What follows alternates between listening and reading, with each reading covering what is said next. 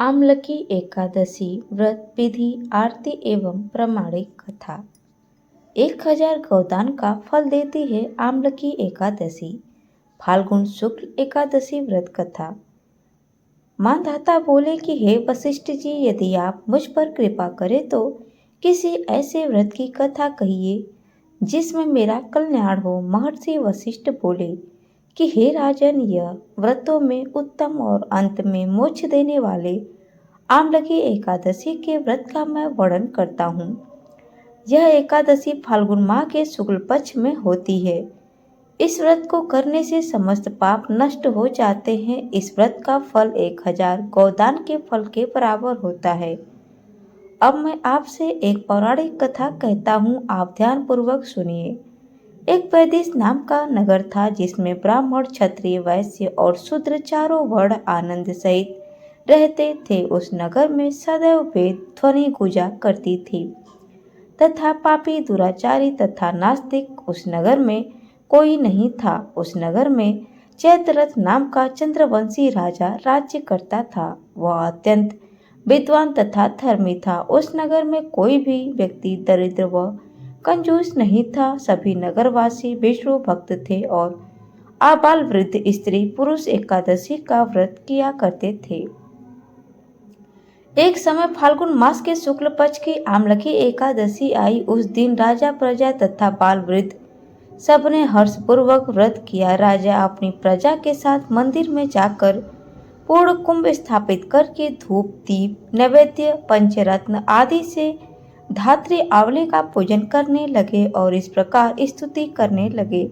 हे धात्री, तुम ब्रह्म स्वरूप हो, तुम ब्रह्मा जी द्वारा उत्पन्न हुए हो और समस्त पापों का नाश करने वाले हो, तुमको नमस्कार है। अब मेरा अर्घ्य स्वीकार करो। तुम श्री रामचंद्र जी द्वारा सम्मानित हो। मैं आपकी प्रार्थना स्वीकार करता हूँ, अतः आप मेरे समस्त पापों का नाश करो।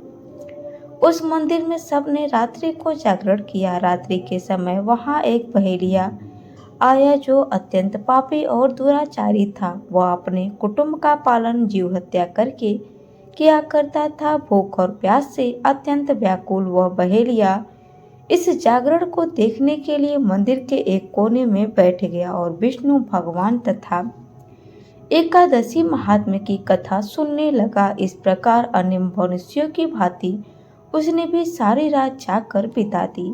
प्रातः काल होते ही सब लोग अपने घर चले गए तो बहेलिया भी अपने घर चला गया।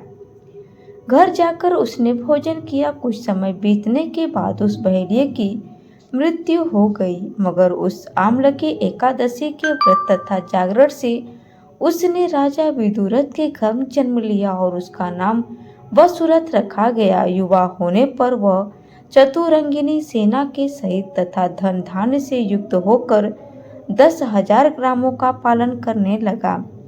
वह तेज में सूर्य के समान, कांति में चंद्रमा के समान, वीरता में भगवान विष्णु के समान और क्षमा में पृथ्वी के समान था। वह अत्यंत धार्मिक, सत्यवादी, कर्मवीर और विष्णु भक्त था।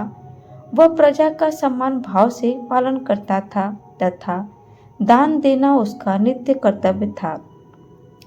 एक दिन राजा शिकार खेलने के लिए गया। दैव योग से वह मार्ग भूल गया और शिक्षा और दिशा ज्ञान न रहने के कारण उसी वन में एक वृक्ष के नीचे सो गया।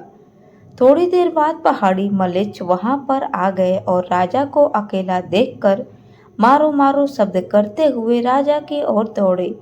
मलेच्छ कहने लगे कि इसी दुष्ट राजा ने हमारे माता पिता, पुत्र पौत्र आदि अनेक संबंधियों को मारा है तथा देश से निकाल दिया है, अतः इसको अवश्य मारना चाहिए।